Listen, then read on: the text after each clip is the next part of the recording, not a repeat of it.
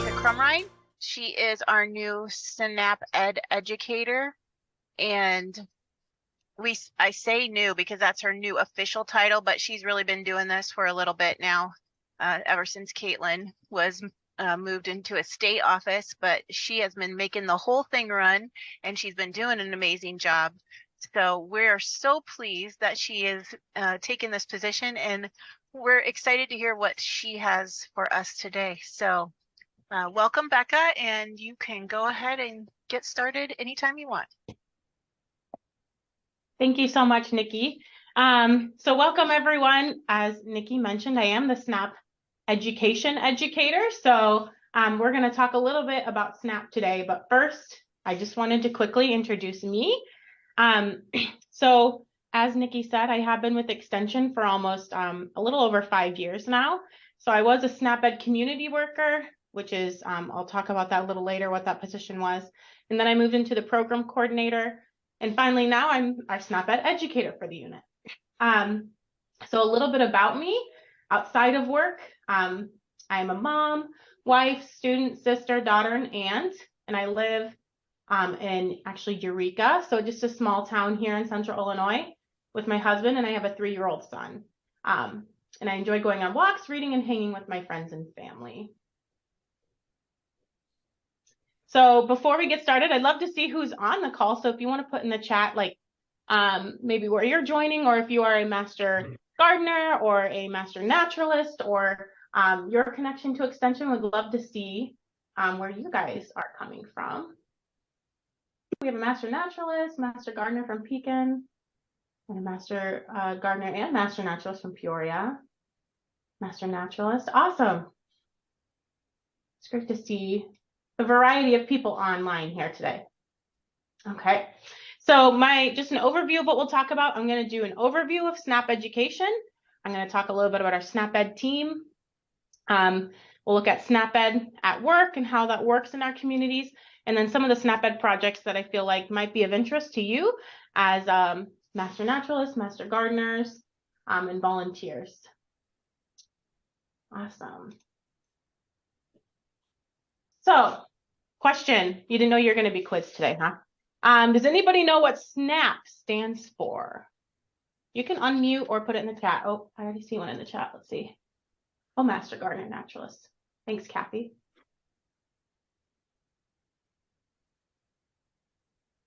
No worries, you're not graded on this. I just wanted to know if people knew what it stood for. Okay, so SNAP actually stands for Supplemental Nutrition Assistance Program. Good job, Tara. So yeah, that is what has replaced what was traditionally called food stamps, right? So our SNAP program is a tool for families to help them bridge that gap where maybe they don't have quite enough funds to purchase the foods they need to feed their family. So that's what SNAP is. Now, SNAP education, we don't do anything with the actual benefits of SNAP or helping people apply, anything on that end. Instead, we are a federally funded program that is funded through the Farm Bill, actually, and we support evidence-based nutrition education and obesity prevention strategies for our families. So you can see some great pictures here on screen. We'll talk a little bit about these pictures and where they were taken, but we really target our SNAP eligible populations. So that would be a lot of our lower income families. And we can determine that based on census tracts and other data that we get. So here in this first picture, I really love this one. I took this picture at an Illinois Junior Chef, and you may have seen it if you've read your annual report, if you've got one of those already. And we were making pumpkin pudding in this one. It was a dairy day in Junior Chef. And this girl was so surprised when we took our pudding packet and put it with the milk, and it changed into something completely different. So I loved catching her reaction there. So that's an example of one of the programs that we do in our community. Right here in the middle is an Eat.Play.Grow picture. So Eat.Play.Grow is a curriculum that we do with pre-K and caregivers. to help encourage those healthier choices. And we were doing a special St. Patrick's Day themed event with one of our Head Starts in East Peoria. And as the craft for that lesson, they were supposed to make a mask. So with it being St. Patrick's Day, we went ahead and did a leprechaun mask for all the kids. So that's a picture of one of the kids with their mask. And then finally, on the far right, I know some people have already talked about the Garden of Hope as they were joining. We did a series at the Garden of Hope, and this was one of the participants. She would come with her little baskets for the distribution and always arrange her food in such a pretty way. And then she would stay for our education. She often had her little 2-year-old with her. So these are some of the people that we are touching through our programming. So SNAP education is in almost every county in Illinois, and we like to meet families where they live, learn, work, play, and shop. So we want to be in those places and spaces that our families are in. And then really our main objective is to make the healthy choice an easy choice, especially on a limited budget for our families. So just a little bit more of an overview of our state goals. This Eat, Move, Save logo is our logo for our full team, and it's really about, we want to help families eat better, move more, and save money. So some of the main ways that we try to address that are through some of these goals that we have, and that includes nutrition security. So buzzword recently has been more like that food insecurity or food security. But recently the USDA released this term nutrition security, and it just highlights that even if we have the food, if we don't know how to utilize that food, then it still won't be nutrition for a person, right? If they come and grab a cucumber and they don't know how to use that cucumber, then that's not becoming nutrition. It's not being eaten. So it recognizes that we have to have both sides. Multi-sector partnerships is another area, one of our state goals. So I serve on many coalitions in our 4 counties that help strengthen those partnerships, as well as obesity prevention strategies. And then the last 2 are equity-driven approaches and health. So making sure that we are meeting our families in an equitable way in our communities, as well as helping them reduce the risk of their chronic diseases. All right. So now that you know a little bit about our full state SNAP Ed team, I'm going to share our local SNAP Ed team and who we are. So I have a video first. Let me know.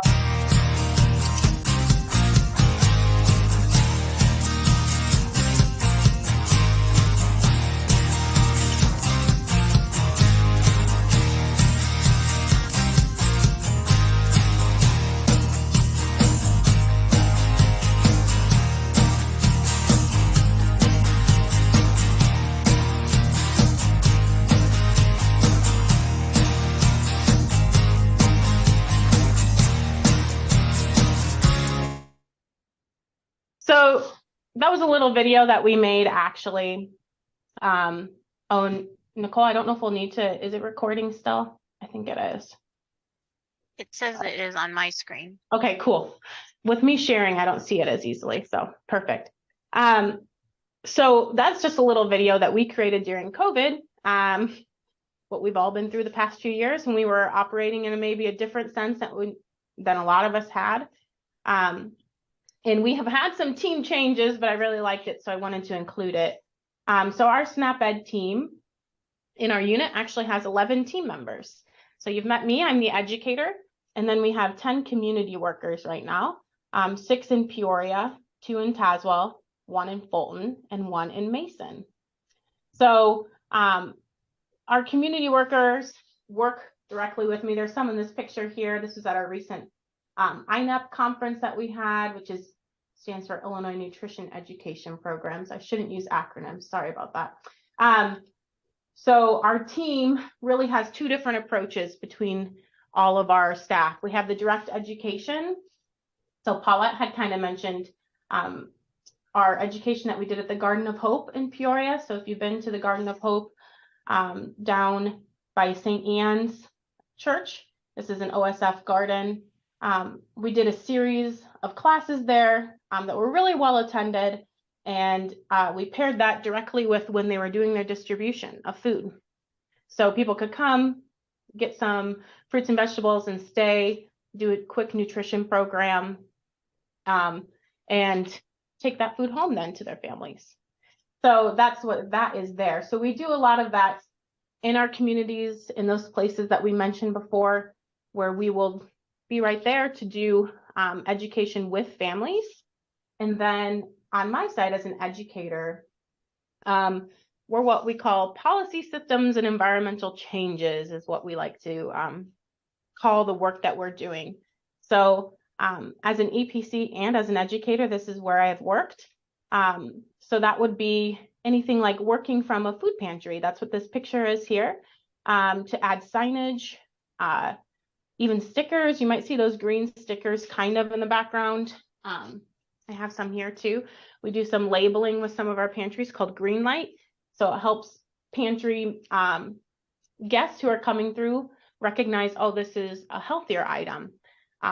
So it kind of encourages those healthier choices, as well as just increases the knowledge of our SNAP-Ed guests, so they know, okay, this could be a good food for me to grab for my families. So that's a very quick example of some of the work we do, but we'll go into it a little bit more here yet. I wanted to take a quick break just to move a little bit, because as part of SNAP-Ed, we do like to also get our participants moving. So if you feel comfortable and if you would like to, I encourage you to join. And if not, feel free to not join. That's okay too. Or use a different movement in the place of what we're doing. That's fine as well. So I brought with me today, this is Little Organ Annie. She's one of our curriculums that we do in the schools with kids. And inside Little Organ Annie, we talk about all of our different organs and the importance of the foods that we eat and what we do and the activity that we have and how that makes a difference on our health. So I figured it'd be a good way to incorporate just a little bit of movement today. I knew I had some master gardeners on the call. So I chose one of our activities that comes with the OrganWise guys, and it's just called Wendy's Magical Garden. So Wendy is Wendy the Lungs. They all have names. So Wendy the Lungs wants us to get up and move. So if you want to join me, feel free. First, we're just going to march in place. This is what we do with our kids. And then we're going to tell them that, okay, we're going to go ahead and build a garden here today. So we're going to plant some different foods and get ourselves moving. As you know, gardening is, now that we have that done, let's march over. And we'll pick up our shovels. So you can grab a shovel and dig some holes. You dig 10 holes, and we count with the kids. 1, 2, 3, 4, 5, 6, 7, 8, 9, 10. All right, and then we would have them plant the seeds. So you take a seed, and we're just going to reach, and it's like a toe touch for them. 1, 2, 3, 4, 5, 6, 7, 8, 9, and 10. All right, I needed a toe touch this morning. Okay, let's reach to the sky and side to side. So that's just a really quick representation. We go further through that. We take them then, okay, let's cover the seeds with dirt. Let's water the seeds, and just giving them that. That exercise is one of many different ones that we have in here, but I thought it would be the best for this group of people. Okay. So hopefully if you got up and moving, catch your breath, find your seat again if you'd like. Okay. So SNAP-Ed at work in our community. So we've talked a little bit about our direct education and what I do with that policy, systems, and environment. But just to give you a little bit bigger overview of that work, I've included our social ecological model. So it sounds like a big word here, but really it's just a great way to see how our families need both the supports in their neighborhood to really make the healthy choice an easy choice. So our direct education really addresses the individual and household, right? They're working directly with families, providing education about nutrition and physical activity, important things that our families need and tools so they can be healthier. But then the reason why they created my job is even if in the house we understand what we need to do, if the community and the organizations and the policies that surround our families don't support it, then they can't ever make those changes.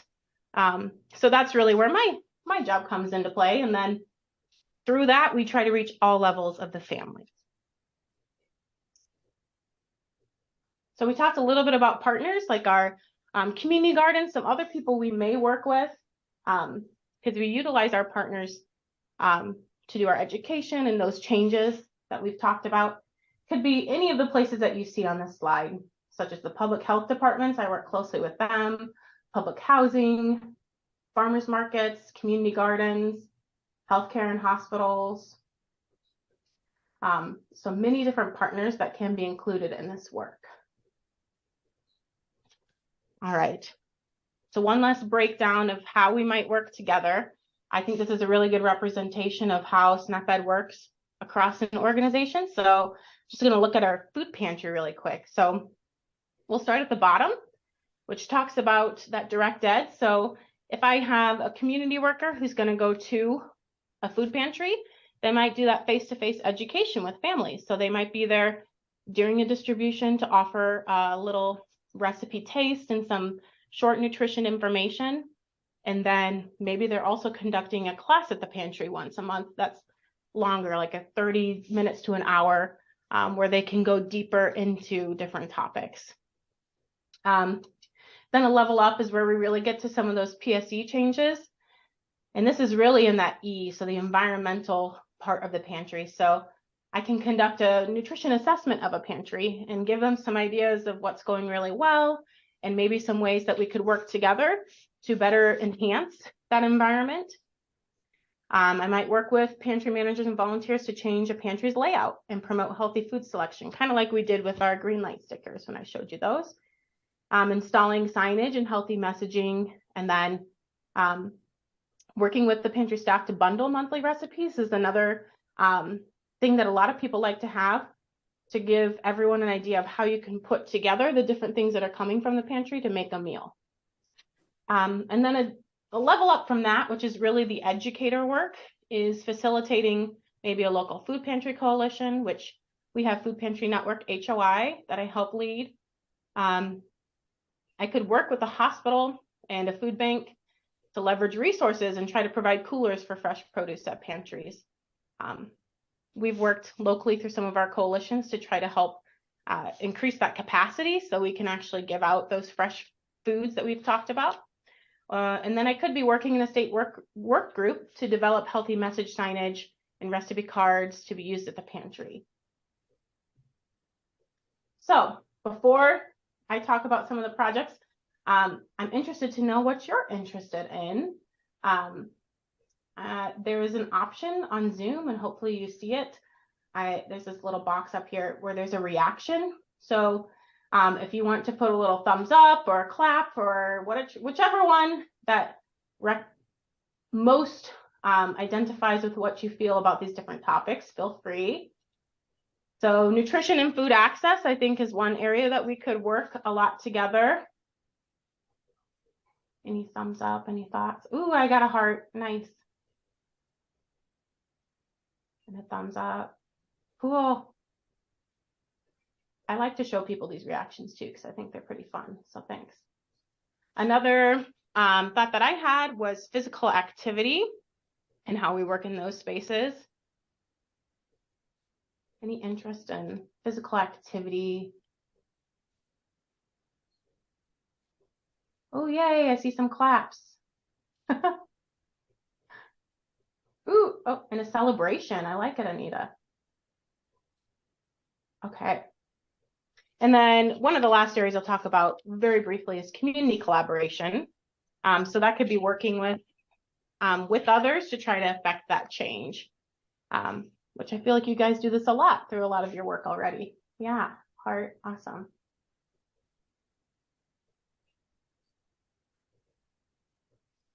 Okay, so we're going to look briefly at some of those SNAP-Ed projects. This is another picture from St. Anne's Garden of Hope. That's one of the signage pieces that was developed by our state team that I know Mike had in the garden. I think he moved them over to the greenhouse for the winter. So for nutrition and food access, the first thing that I really feel like could be of interest to you as a master volunteer or a partner are those education opportunities. So we talked a little bit about that Garden of Hope and how we've utilized that. I think it would be really interesting to be able to provide nutrition education to those eligible populations we have alongside more garden education. We really only have a very limited amount of education on gardening that we can provide. So the more resources that we would have from you as a master gardener, as the Hort team, I know Nicole has kind of talked about developing something as well, I think would be great for our families so they can get a better understanding of ways that they could grow their own food as well.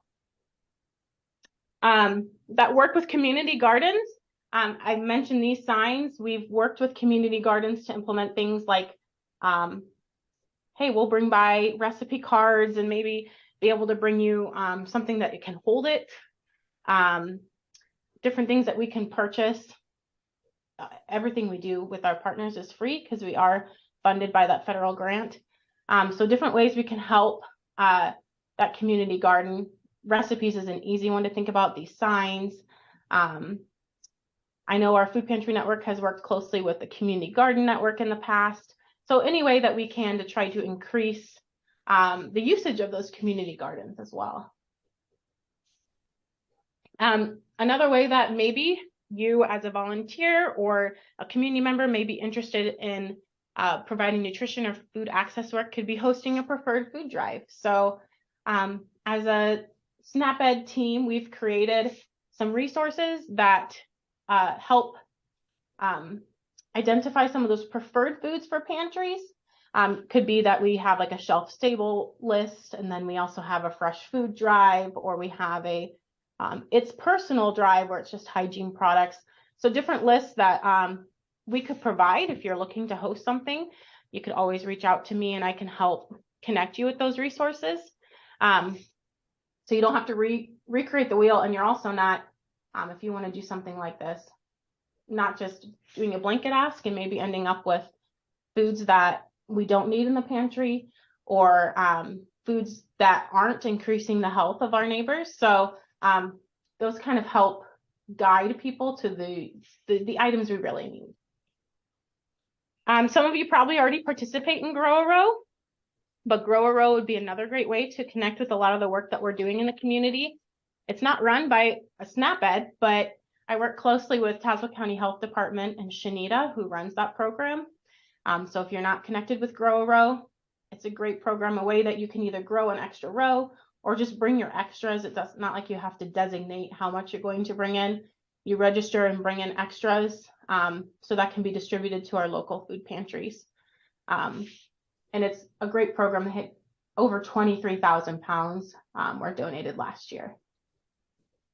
Find Food Illinois is another great resource, and I don't necessarily, it would be more if you are connected to a garden or you are connected to a pantry or a resource in the community.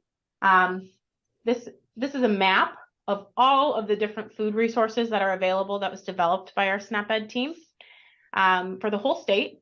And you can actually go in and edit it. So that's one of the main reasons I put this on here. If you're connected with a garden or you're connected with the pantry, you can go in and suggest and edit if you have a distribution time that's changed, or if you've even had like, if you have open hours for people to come pick or whatever it is, you can add all of that to it. And it's a great way to reach families. I see some stuff in the chat. I'm going to take a quick look.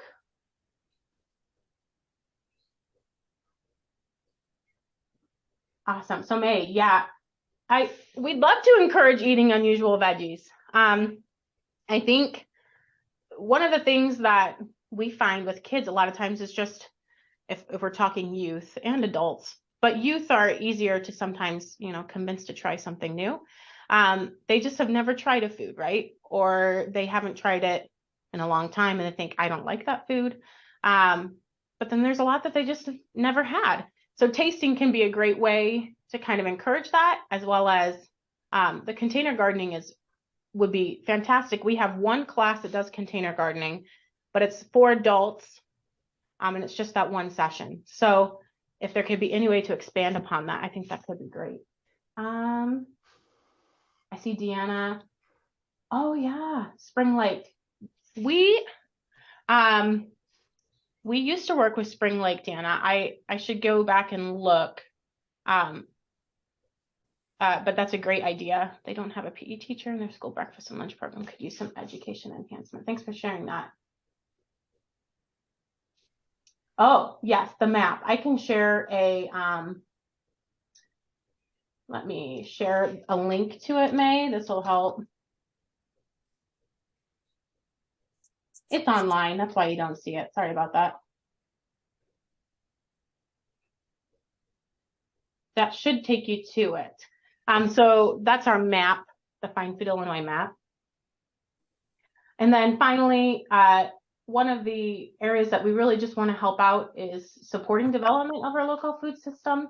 So just making sure that we are supporting our families and how that develops. So you may have seen there's some listening sessions coming up for the local foods purchasing assistance program, or the Regional Food Council is doing some work with this. I kind of help in the background, because really what this does is support more ways for our families to receive some of those fresh local foods. So that is our nutrition and food access piece. And then physical activity, I see some of the same ideas. Here in this picture is at Havana at one of these catch camps that our community worker held, and she's jumping in the air here. They did some really cool things at that catch camp, and I think she even paired with some master naturalists and master gardeners to provide some extra education that we can't provide. So with the physical activity, I really see, again, education opportunities is a big area. I talked a little bit with Christine about this, and getting kids outdoors, so master naturalists, master gardeners, getting them outdoors is one of the ways that we can really encourage them to get out and move, right? We're stuck to our devices a lot nowadays, so seeing the benefits of being in nature through master naturalist or a master gardener working in that garden, I think that could be a great way to enhance our physical activity classes that we may teach. And then another thing that I could see is neighborhood walkability. So recently there was a training that happened locally about complete streets is what it's called, but really what we did was we were in East Peoria and we took a route from the clock tower, if you're familiar with that area in the Levy district, went back to some residential, came up, went through the Levy district. And when we came back, we scored what those walking paths were like for families. Does it encourage them to actually get out and move in their community? So being able to improve that walkability for families, and that could be done through little things, but really we're working on that in a collaborative side mostly, where we could try to identify places that, hey, maybe we could try to do a road diet here. That's one of the words they use. So there's more space for people to walk, and we don't need these huge lanes, right?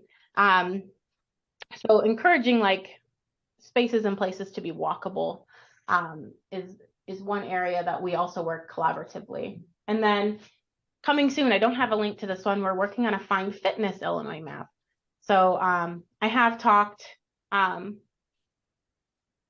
as well with the, I can't remember her name now, the developer of Local Opal, and we're going to utilize some of that, all the stuff that she already has created of, outlining all those parks, but we want to add things like gyms, and if there are scholarships for families that they could receive, any places that families could go to move. So that'll be another map that hopefully we as a state can keep up and share that as a resource with families.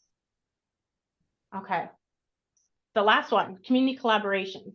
I've mentioned them a couple times already in the slides preceding, but we work a lot with many different organizations to try to create changes that are larger for our families and affect more of that community, and even full, what's the largest one there? I can't remember the largest, but the full community, right? And policies, there we go.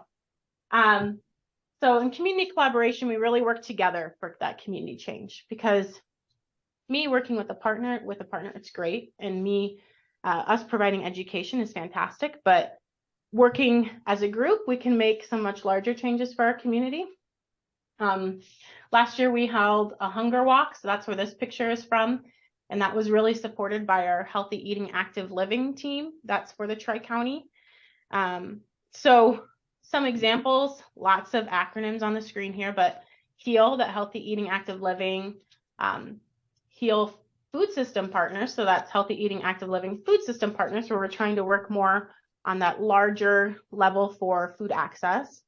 Food Pantry Network, Heart of Illinois, and the Community Garden Network are just some examples of different coalitions that I help either chair or sit on, and they always welcome more community voices, right? Because we have a lot of people who are with the local health department or with OSF or Unity Point, but we don't always get as many of those community voices that are directly from our community and have great input on what are some things that they'd like to see for our community. So if you're ever looking to join different coalitions or things working on some of these physical activity or nutrition and food access I've mentioned, you can always reach out as well.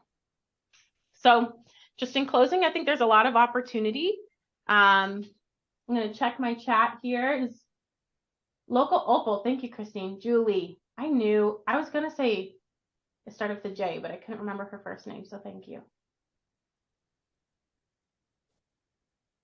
Oh, and thanks, May. Yeah, the Find Food Illinois map is being kept up by, we have like a team of people who, not with SNAP-Ed, that we're contracted with to pay to keep that up. So I appreciate that feedback. All right. So any other questions or thoughts or opportunities you see?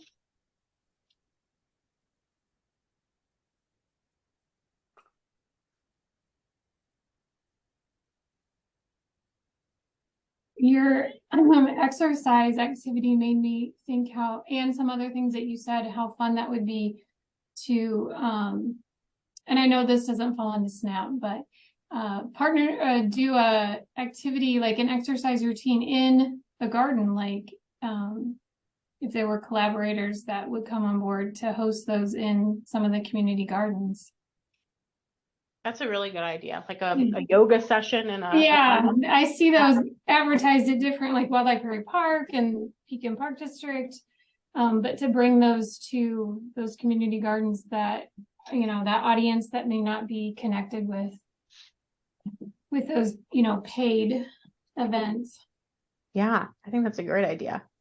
And some of the collaborative things, one of the collaborative things we're trying to work on is actually doing more physical activity, social supports for our community. So looking at groups that maybe have like a walking group or a hiking group or different things that we can invite people to. So that's a great idea, Anita, too, to enhance that. Becca, thank you so much for all this information. Could you explain to them what the Food Pantry Network does and how the Community Garden Network works in conjunction with the Food Pantry Network so that they can kind of understand all the connections Yeah. that you're making? Because I think that the work you've done there is really impressive and I'd like them to all know about it. Yeah, sure thing. So Food Pantry Network, I mentioned them offhand a couple times, but they Becca, in our we community. can't. Oh, we Ooh, lost you for a second. Can you can you hear repeat me that? again? Yep. Yeah. So Food Pantry Network, Heart of Illinois. Says my connection's unstable. I'll give it a second. All right. Third time's a charm. Food Pantry Network, HOI. So that group is really been created to try to support our local food pantries and the charitable food system in general. So we support Peoria, Tazewell, Fulton, Mason, and Woodford counties. We included Woodford as well because there's a lot of tri-county work that happens in our area for the Peoria, Tazewell, Woodford region. So what we try to do is provide resources that will help our pantries. We have bi-monthly meetings for pantries that we do different educational topics and also tour pantries to give people ideas of how people are doing this work day to day across our region. And Food Pantry Network started 4 years ago, and we've really expanded, saw a lot of growth when we ran into the pandemic as well, because there was a lot of people wondering about food resources and where to find them during that time. So we are a group of about, there's like over 105 people on our Google group listserv, which is like our email group, as well as, I don't know, 250 plus on our private Facebook group. So we utilize those as ways to share resources like grants or things that our pantries need to know, like latex glove ban that's happening in Illinois. So different things that pantries need to be connected with, as well as giving them a space where they can network with each other. So we had Food Pantry Network in operation, and then a couple years ago, some of that collaborative work was interested, okay, can we replicate this group with our community gardens? Can we have a way to connect community gardens together and provide resources to them? So Mike Brooks, actually at OSF Garden of Hope, runs that. And I work closely with him on multiple teams. And in the past, we've always done, for the past few years that they've been in existence, we always do one meeting together because we really want to help make those connections between gardens and pantries and make sure they know who they could connect with if they're looking for more fresh local produce. So between those two groups together, we're just trying to help affect another change for our pantries and making that local produce a little easier to find. If you're interested in joining the Community Garden Network, that would be, you can always send something to me and I can send it on to Mike Brooks. But if you know Mike Brooks, you can always reach out to him as well. Yeah. Or you can send something to us. We'll get you connected Yeah, too. Nikki knows Mike as well. So He's a master gardener, Becca. that's right. I forgot. And he has held some like trainings, right, at the garden. Yep. Yeah.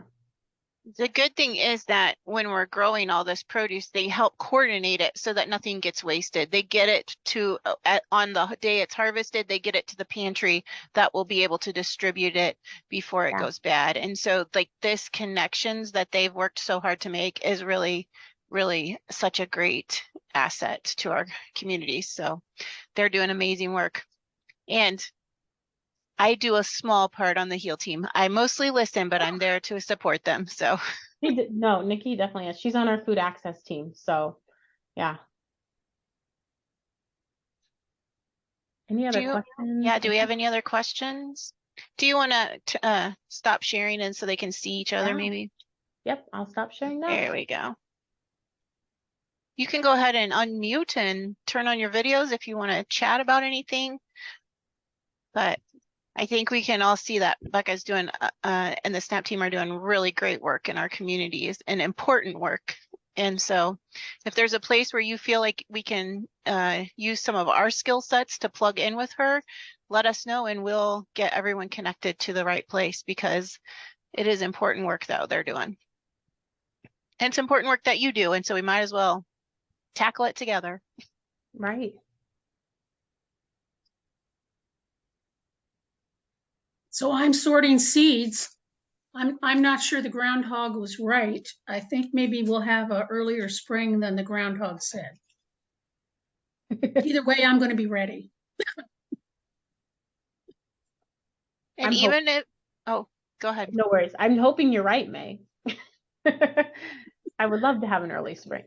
It's 5 weeks no matter what, right? 5 weeks. Even if you aren't working in a donation garden and if you have a space and you're growing your own vegetables, Grow Row is a great place to give out of your abundance when you have a million cucumbers or buckets of tomatoes and you can't do anything with them. Consider sharing them. And Becca has worked really hard to make sure that the Peoria office and the Tazewell office are drop-off locations. So there's signage there and you can see how you can get that dropped off in a convenient location. And I think part of our plan, Becca, is to find some more locations, isn't it? Maybe? Yeah. So we tried to make that more convenient for people. I know the Tazewell County Health Department, if you're near Tremont, they're a drop-off site. St. Anne's is a drop-off site just on like 1 day a week, because he already takes some food, so he can take extra and then make sure that goes out to the pantries that day. As Nicole mentioned, our Tazewell and Peoria offices are drop-off sites. We made, I don't know that it was officially released, but we talked with the Riverside Fridge. If you're familiar with that, down in Peoria, there's the Riverside Church created this outdoor fridge that they open from like 8 to 5 p.m. every day. So that could be a place where you could just drop off food into the fridge directly. So it's right where the families would pick it up if you happen to be in that area. So yeah, we're trying to find those places that are convenient for families to be able to drop off food. And then we take care of that coordinating, as Nikki said, and take those to pantries. So yeah. I don't know. Can you hear me? This is Paulette. Yes, Paulette. And I have to say that Grow Row, you don't have to donate a bucket. I've taken stuff over there, just like a bag of carrots and just anything extra that I had, and I just took it over there, and Yeah, they could donate it then. sure. I was just trying to use the example that if you're overwhelmed by I know, overwhelmed, share. Yeah, and I'm just me. I mean, I cook for my grandkids, but I always have surplus because it seems like you just grow more than you could ever eat. Yeah, so right. A couple, I don't know, it feels like 2 years ago, so it's probably 4 years ago. The health department did a wonderful presentation for us about not just growing, but how we're handling the vegetables as we take them out of the garden to make sure there's no cross-contamination and that we have different colored buckets or baskets. It was really, really very innovative ideas. I wonder if we could get them to repeat that this year. Do you think that's a possibility? Because, if you're doing Grow a Row or you're growing in a community garden, you have to be aware of the fact that you can inadvertently damage the produce that you're working so hard to provide for other people. I think I do have a food handling presentation, but it would be good if the health department did it. So we have a plan B if they can't do it. I do have one. So. All right. I'm sure they'd be interested in that. That's a good point, May. Yeah, it was a very well done program with you, Nikki. So that way, maybe they could expand upon anything that we have. Sure. Yeah, and I'm sure Nicole would provide us with the almost identical, excellent points. But yeah, there were a lot of people at the class too. Impressive.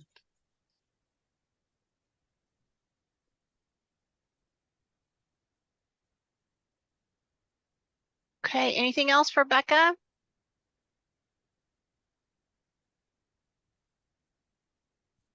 Happy Valentine's Day, by the way. I tried to add in lots of hearts throughout my presentation. Maybe you saw them, lots of food hearts or yes. It was very good. Thank you so much. We really appreciate it. And I hope you all get a better understanding of the work that's being done and how, if there's a way that you really are getting excited and passionate about, a way for us to help you plug into those efforts that they're doing. So we thank Becca and thank you all for listening in today. I'm all right. Thanks, everyone. Thank you.